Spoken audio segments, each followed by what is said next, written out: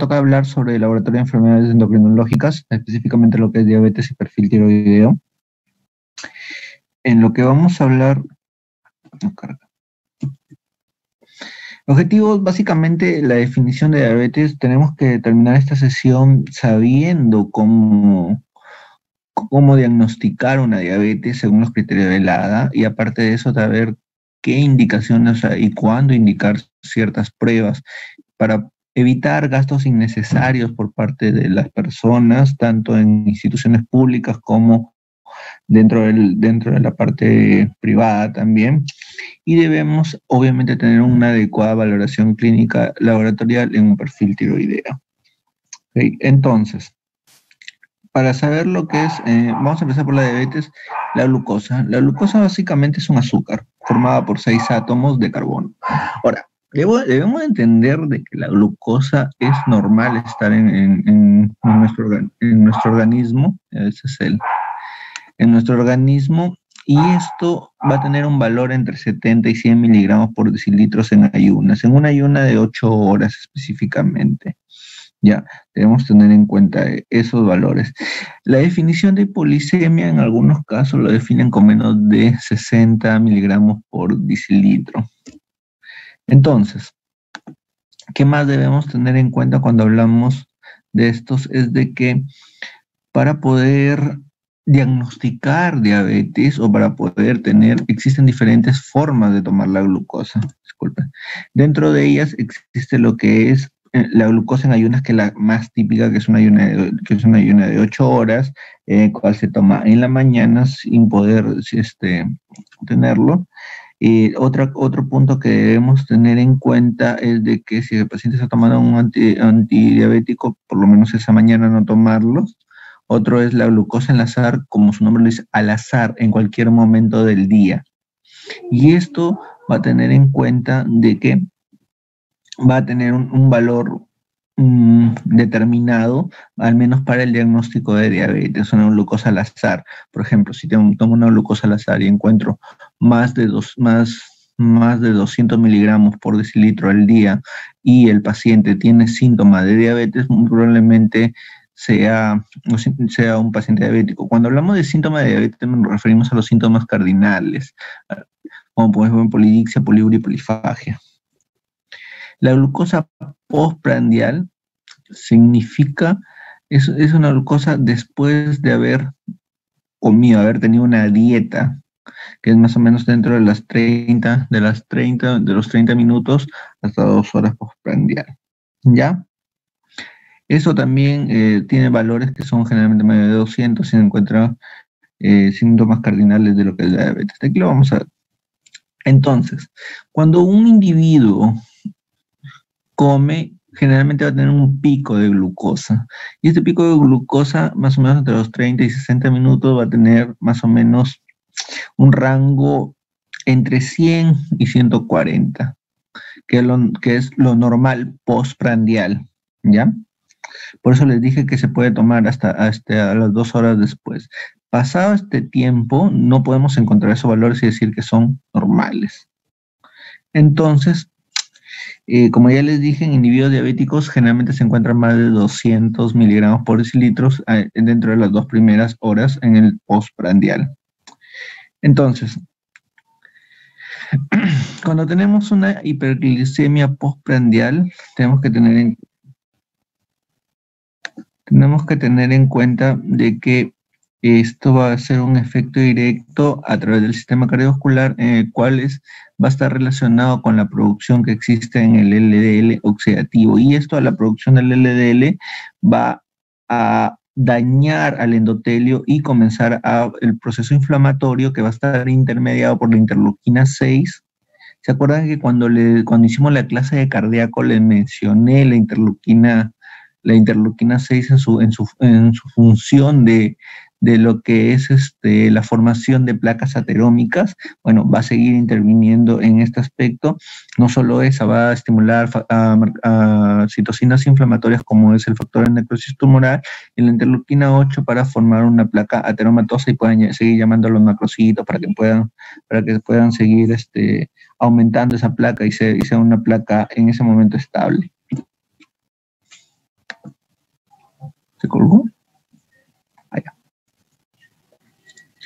Como ya les había dicho, la hiperglicemia transitoria dentro de las 2 a 3 horas, a las 3 primeras horas post comida, y esto generalmente se caracteriza en que el paciente va a tener entre 100 a 140 miligramos por decilitro, ¿ya? Existe la hiperglicemia por estrés, ya no se olviden de eso. Miren, estos pacientes son los que pueden quemados, sepsis, shock, ACV. Esto es importante conocer este concepto, chicos, porque, por ejemplo, le voy a poner un caso.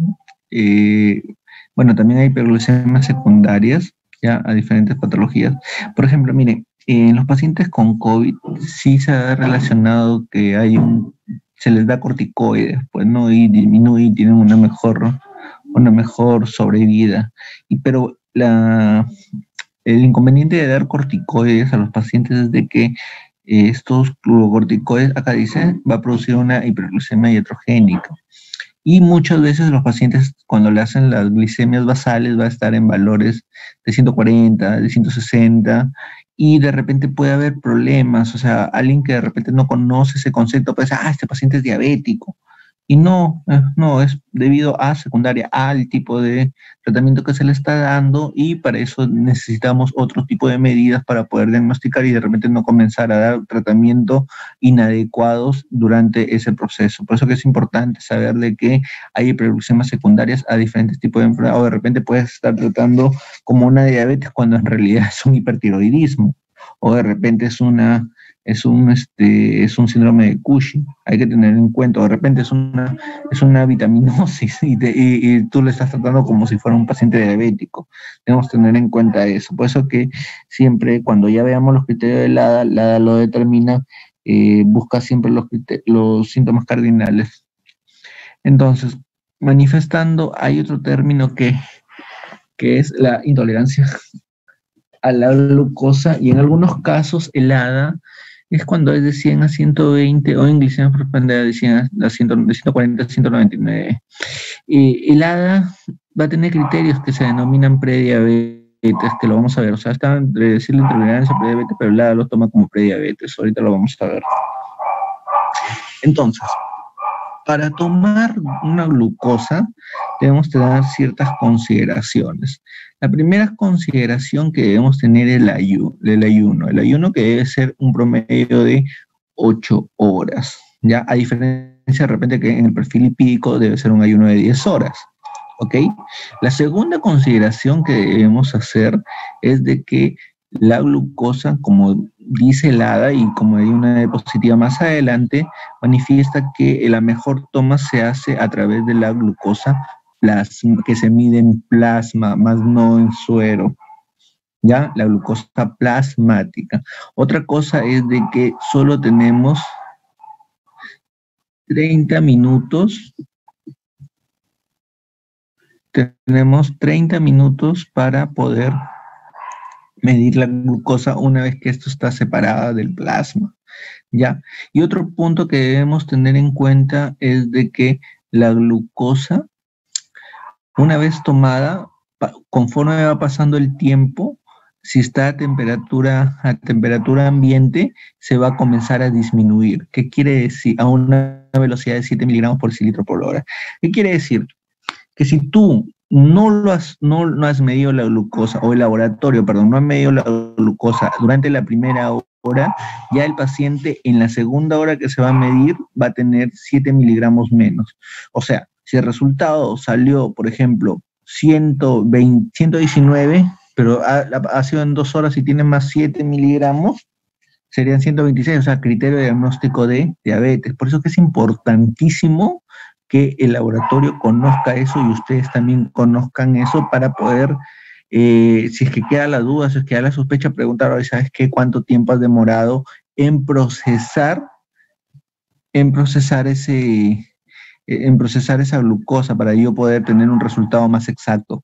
Y sin embargo, si esta glucosa ha sido guardada a 4 grados centígrados, la disminución sea más o menos a 2 miligramos por decilitro por hora.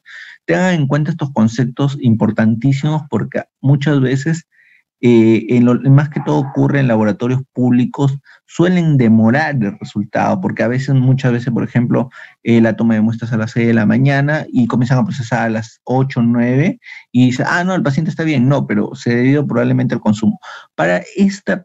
Esto lo digo porque la mayoría de los laboratorios eh, no tienen los tubos de glucosa que deberían usar si se toman generalmente en tubo tapa roja, pues no, o tapa amarilla. ¿Qué más? Cuando hay que también tener en cuenta de que esta baja de glucosa, de metabolización, va a verse aumentado cuando el paciente tiene una leucocitosis o cuando está infectado. Ya hay que tener en cuenta eso, por favor. Entonces, ya vimos lo que es la glucosa. Otro punto que también vamos a valorar y que forma parte de los criterios de ADA es la hemoglobina glicosilada, hemoglobina glicada, la HbA1c. Esta es la glucosa sanguínea que se ha unido a la hemoglobina en una forma no enzimática, de forma irreversible. La teoría dice que más o menos van a representar los 120 días previos, los 120 días previos de la glucosa, que más o menos cuánto ha ido manejando. ¿Y esto en qué se basa? En que el glóbulo rojo o el eritrocito vive aproximadamente 120 días. Pero eso es un rango, porque realmente la hemoglobina glicosilada sirve para tener una especificidad mucho más mayor dentro de los primeros 45 días. El mes y medio es más exacto para decir, ¿ok? Los valores que actualmente manejamos son entre 4 y 65%, ¿ya? Para decir que es de 6.5% para decir que es diabético. Sin embargo, el ADA califica como prediabético entre 5.7 y 6.5.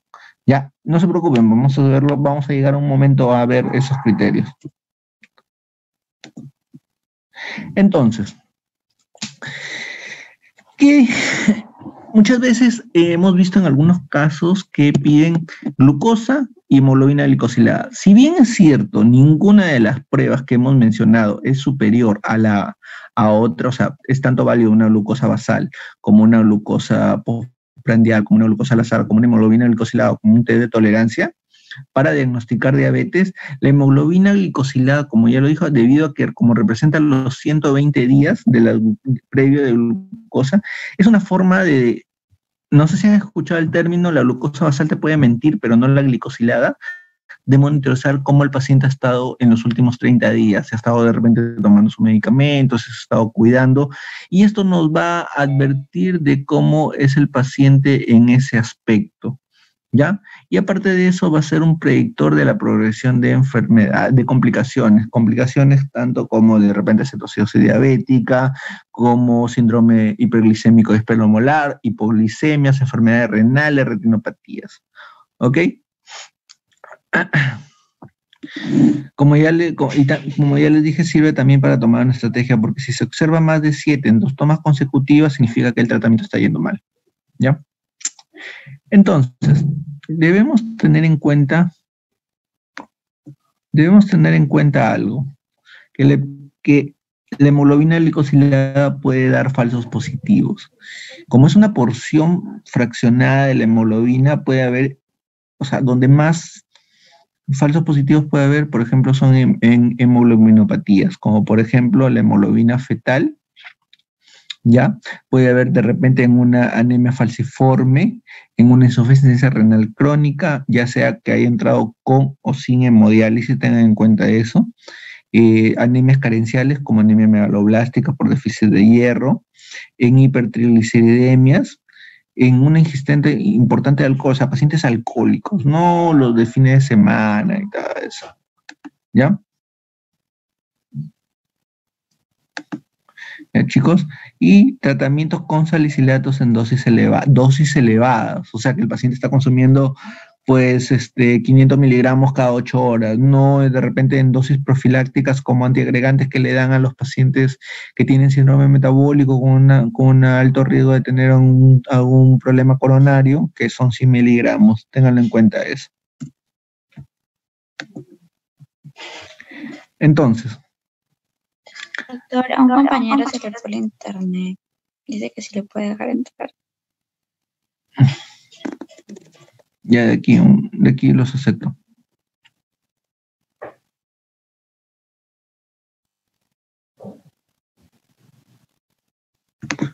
Entonces, la hemoglobina glicosilada también puede disminuir en ciertas como en el embarazo.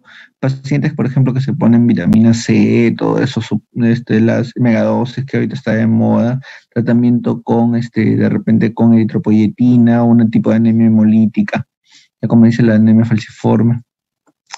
El método de determinación es muy importante, porque hay bastantes métodos para determinar la hemoglobina glicosilada, como turbidimetría, electroforesis, fluorización, pero el que recomienda el ADA es a través de HPLC, ¿ya? Obviamente que el ADA cuando refiere que la hemoglobina glicosilada debe estar realizada en un centro aprobado y estandarizado, pues, ¿no? Entonces, otro método que también es importante es la prueba de sobrecarga oral de glucosa o la tolerancia oral a la glucosa. Y esta generalmente se va a considerar normal si es inferior a 140, dependiendo de los valores. Anteriormente, intolerancia a la glucosa o también prediabetes. Antes esta prueba se realizaba, se tomaba la basal a los 30 minutos a la hora de 2 horas. Ahora solo se toma en la mayoría de los pacientes la basal y a las 2 horas. En embarazadas se toma de diferente manera. Se puede tomar a la hora y a las 2 horas, y en el paso 1 y en el paso 2 se puede tomar a la hora, a 2 horas. Ya, eso lo vamos a ver aquí en un momento. Entonces, ¿cómo se realizamos una prueba de tolerancia oral a la glucosa? En primer lugar, lo más frecuente es que le den al paciente 75 gramos de glucosa anidrasa diluida en 300 mililitros de agua, un vaso de agua con limón también, porque es un poco fea, ¿ya? Pero previamente a esto, el paciente debe haber tenido una preparación especial, ¿ya? A diferencia de una glucosa basal, del paciente estar puede estar hasta en un ayuno máximo de 14 horas.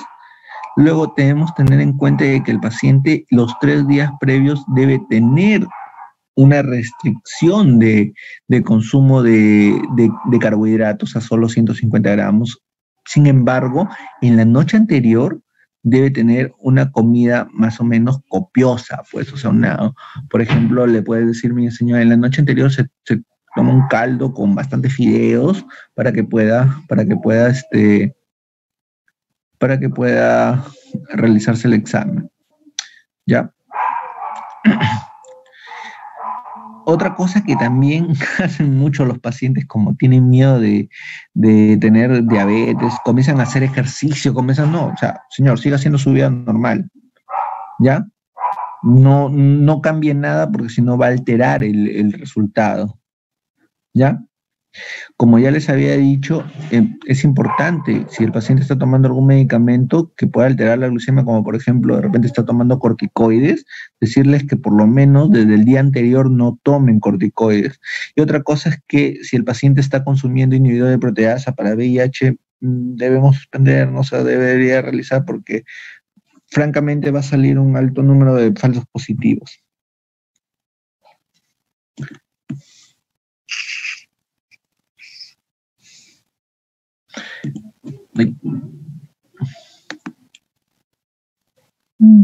¿Te coló?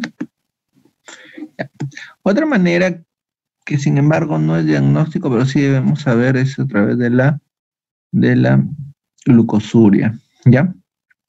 Como he dicho, había poliuria y la densidad urinaria va a estar alrededor de 1300, un poco elevada por el aumento de la diuresis. En la glucosuria se puede encontrar entre 2 hasta 30 gramos por litro. y podemos encontrar lo que es albuminuria como un indicador precoz de nefropatía, más precoz que la albuminuria, la microalbuminuria, ¿ya? Y la glucosuria generalmente se va a encontrar, cuando se encuentra glucosuria, el paciente está manejando rangos de glicemia sérica de más o menos 180 miligramos por decilitro. Chicos, entonces ya pasamos directamente a lo que va a decir la diabetes, ¿ya? Existen, según el ADA, acá está, existen 3 tipos de diabetes. La diabetes tipo 1, que es aquella que va a ser la diabetes autoinmune, que va a haber una destrucción contra las células beta del páncreas, por eso que va a haber un déficit de insulina, que generalmente se manifiesta en edades tempranas, y por eso estos pacientes lo que van a recibir de tratamiento es inyecciones de insulina.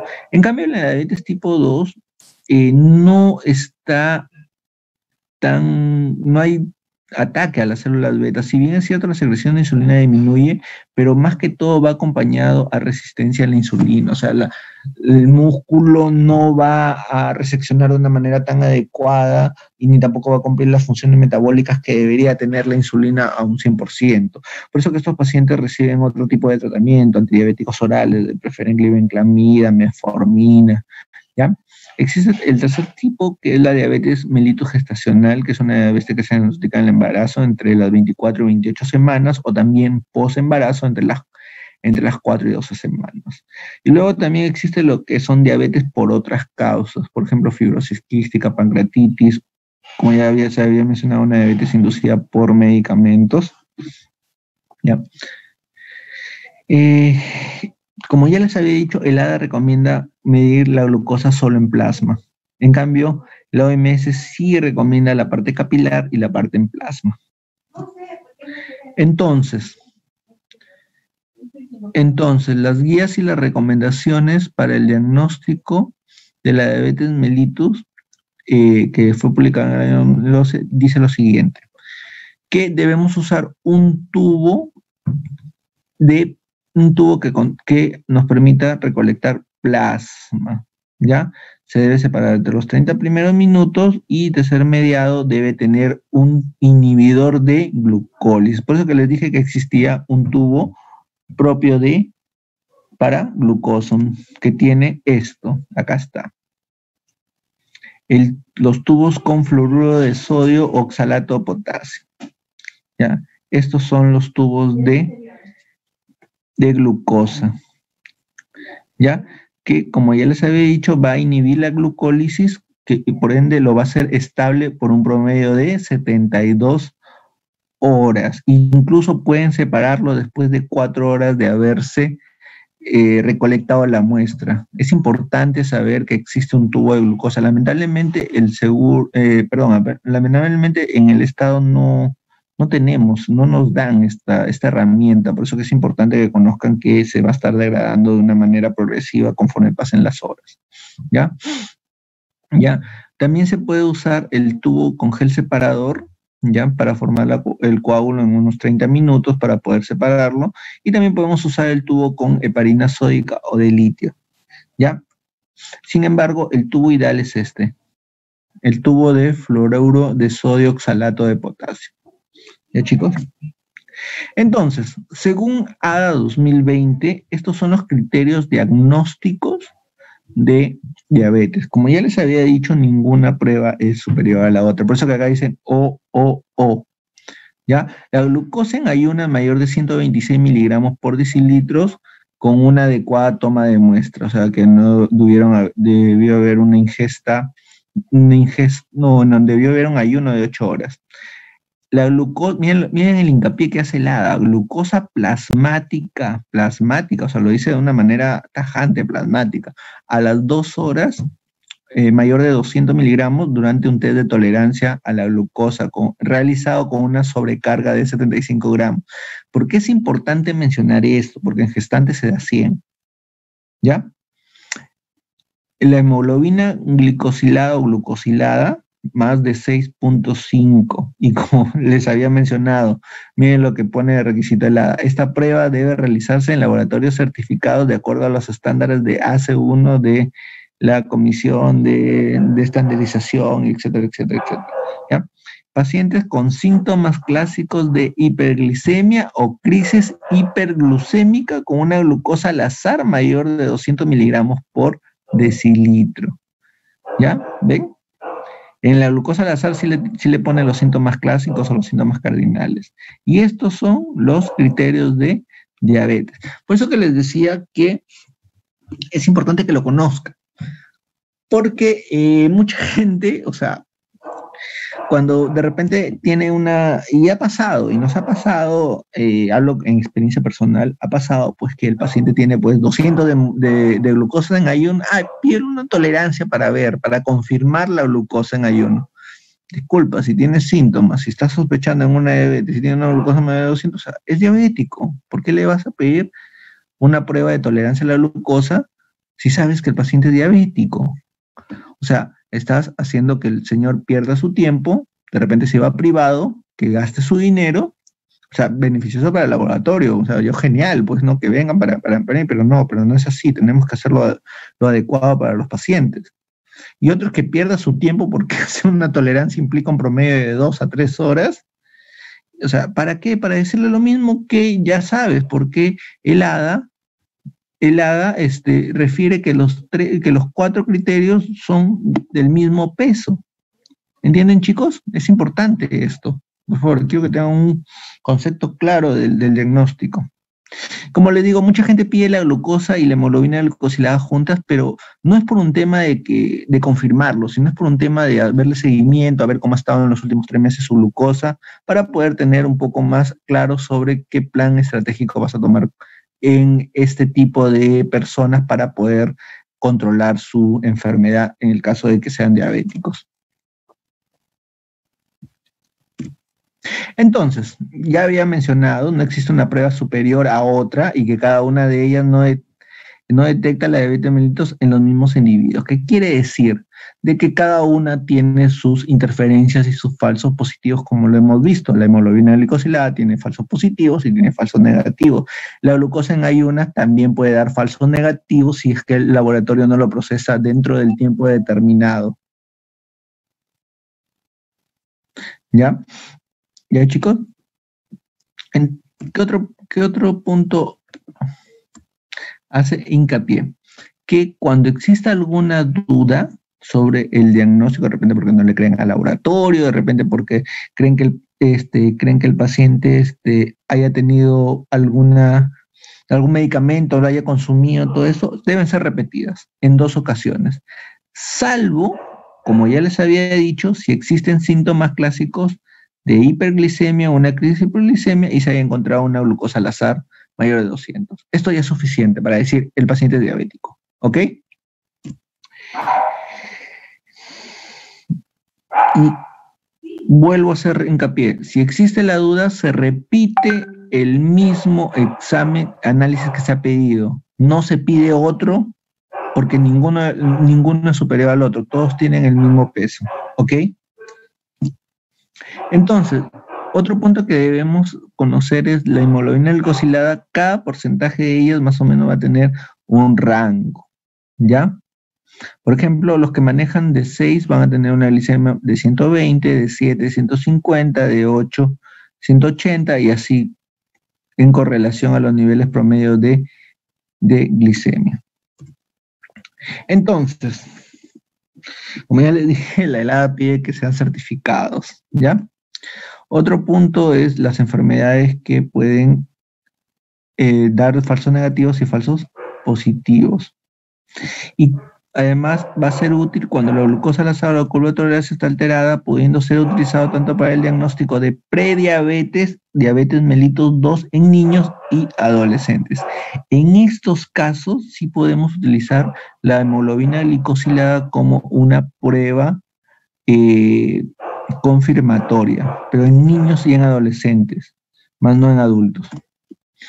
Entonces, dicho los pasos, o mejor dicho, las cosas que debemos hacer para el diabetes, debemos también tener en cuenta las recomendaciones para pedir un cribado. Un cribado quiere decir de todos los pacientes que tienen factores de riesgo para poder saber si es diabetes como una prueba de Descartes.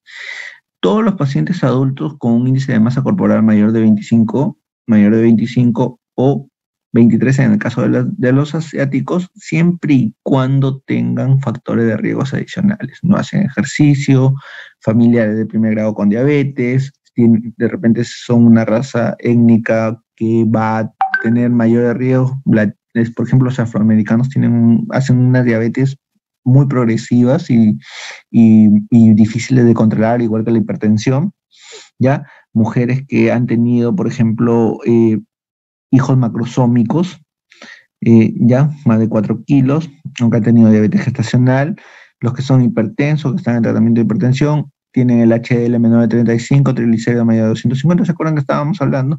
Mujeres con síndrome de ovario poliquístico, una manifestación de resistencia a la insulina como acantosis nigrea o obesidad, o de repente obesidad abdominal, y algún antecedente de haber tenido una enfermedad cardiovascular, pues, ¿no?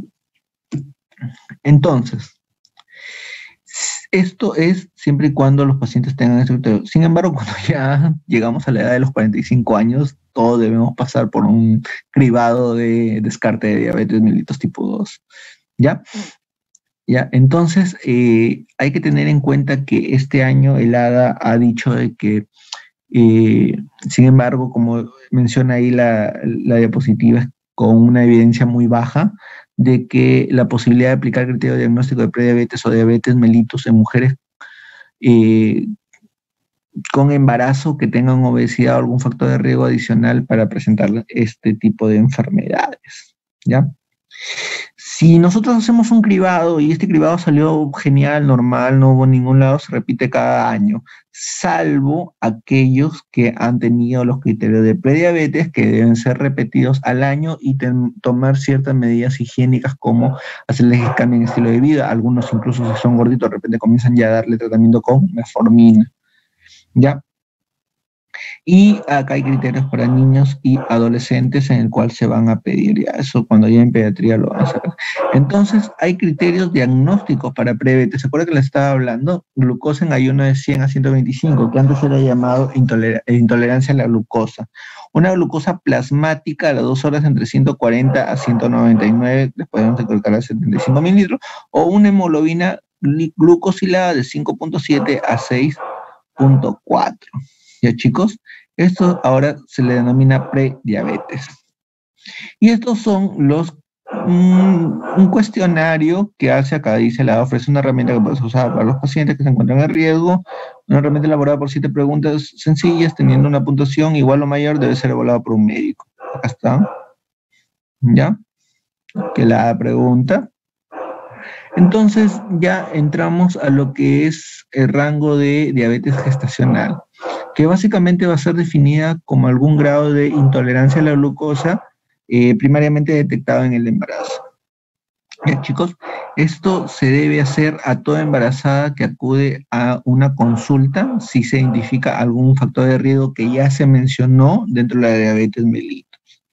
¿Ya? En el caso que al inicio no hubiera ningún problema, nada, se vuelve a hacer controles dentro de las 24 a 28 semanas. De hecho, ¿ya? Se debe repetir dentro de 24 a 28 semanas. Se puede hacer de dos tipos. La sobrecarga oral de glucosa de 75 gramos, que se denomina la de un paso, o la de 50 gramos, que se denomina de 2 pasos.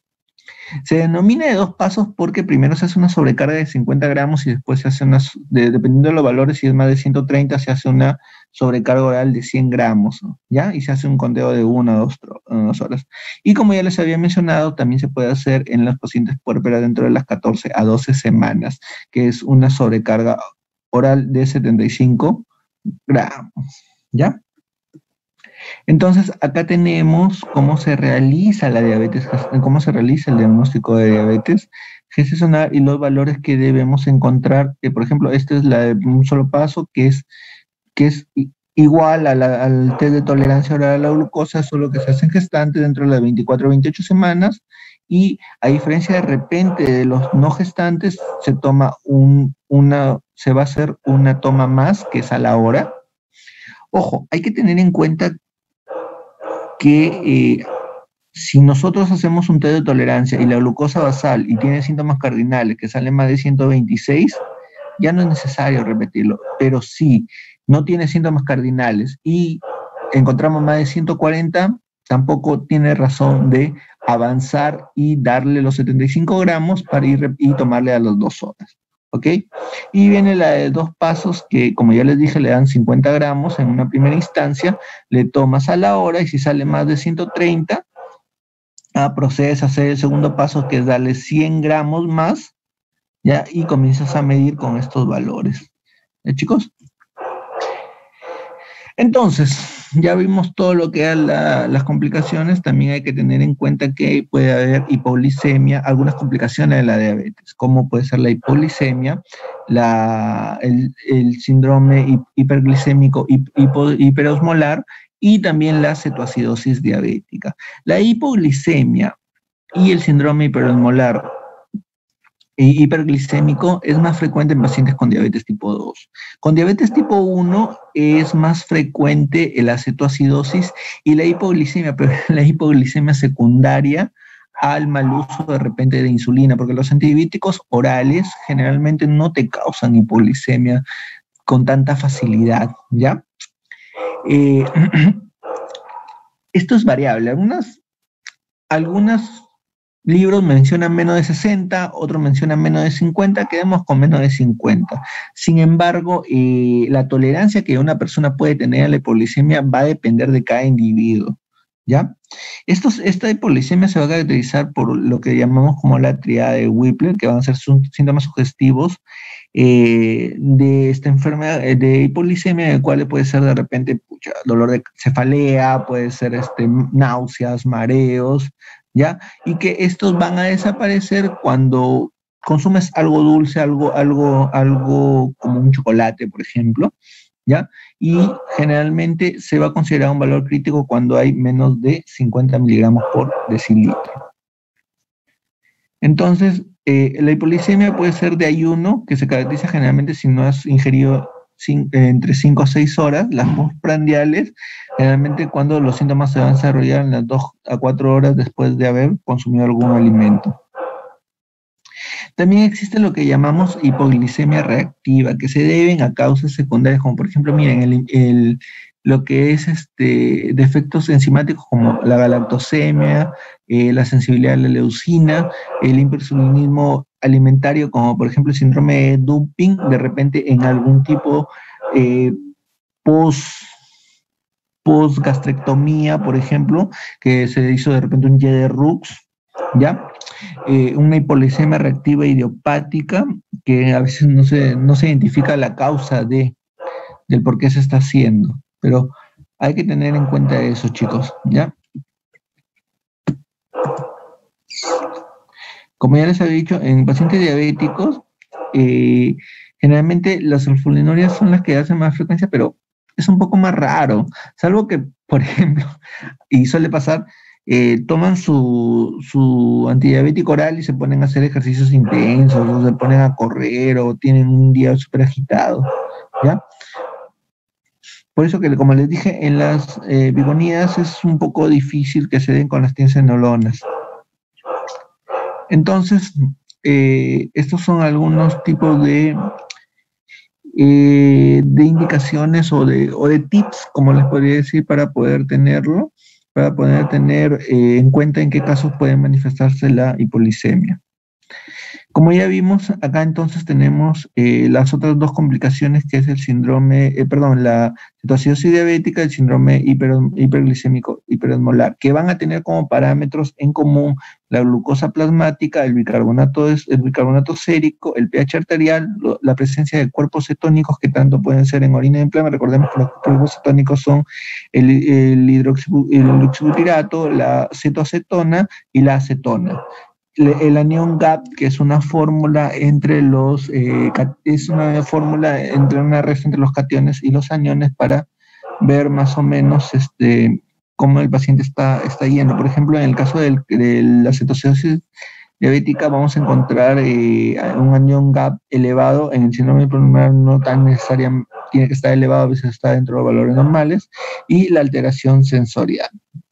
Como vemos, dentro de todos los parámetros para determinar un criterio diagnóstico de tanto cetoacidosis diabética como de enfermedad, el único clínico es la alteración sensorial o mental, dando una diferencia de repente que la glucosa plasmática en el síndrome pulmonar está alto, está más de 600, y el pH arterial está en 7.3 y el bicarbonato no se encuentra disminuido, sino elevado. ¿Ya? Ojo, perdón, la cetoacidosis diabética tiene cuerpos cetónicos positivos y a diferencia del síndrome pulmonar que se encuentran bajos. Acá son algunos medicamentos causantes tanto de hiperglicemia como de hipoglucemia que debemos considerarlo al momento de tener en cuenta la realización de estas pruebas y el diagnóstico de diabetes. Listo. Hasta ahí, chicos, ¿alguna pregunta con respecto a diabetes?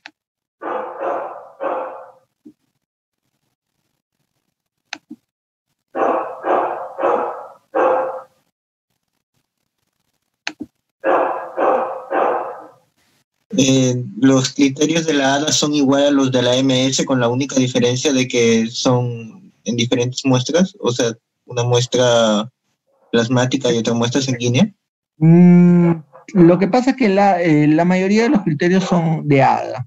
La OMS recomienda que se pueda hacer en capilar. Lo que pasa es que la ADA recomienda que sean plasmáticos para el diagnóstico y también para el seguimiento. En cambio, el ADA puede decir que también se puede hacer de forma capilar, tanto para el diagnóstico como para el seguimiento, o sea, por ejemplo, los hipoglucemiantes portátiles que existen, pues, ¿no?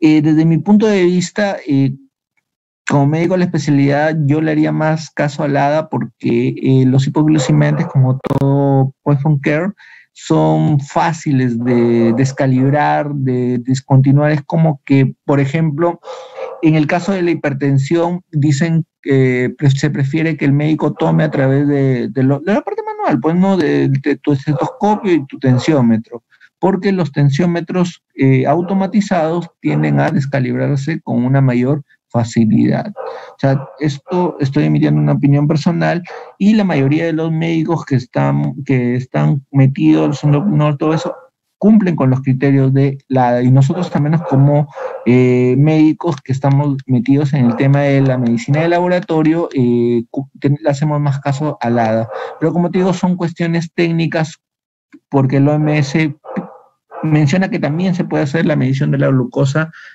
en sangre capilar.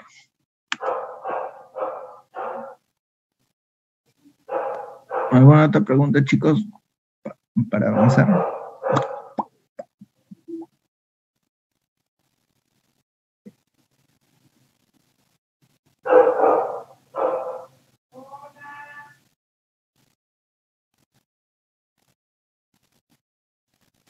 Sí, está claro, doctor.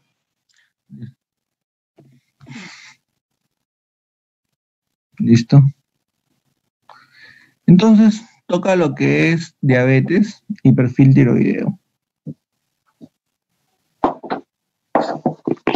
ver, chicos, el audio.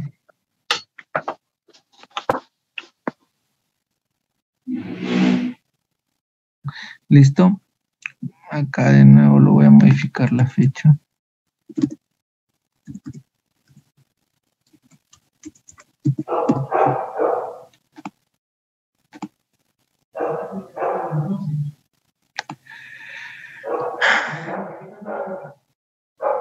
Entonces, empezamos. Cuando hablamos de perfil tiroideo, debemos recordar generalmente la regulación que existe a través de la función tiroidea, ¿ya? Debemos recordar que hay un eje en el cual va a funcionar esto, que va a ser el eje hipotálamo, hipófisis, tiroides, y los tejidos periféricos que van a también tener una función tanto receptiva como también de conversión de T4 a T3 en cierta medida, ¿ya? Debemos recordar que para el tema de la hipófisis está la hormona reguladora de la tiroides que va a producirlo y va a actuar sobre la tiroides que va a producir lo que es la hormona estimulante de la tiroides, en cuales que va a ser, perdón, el hipotálamo va a dar la hormona reguladora de tiroides, va a estimular la hipófisis va a producir la hormona estimulante de la tiroides, y la hormona estimulante de tiroides va a estimular a la tiroides para que llegue a producir lo que son los T4. Chicos,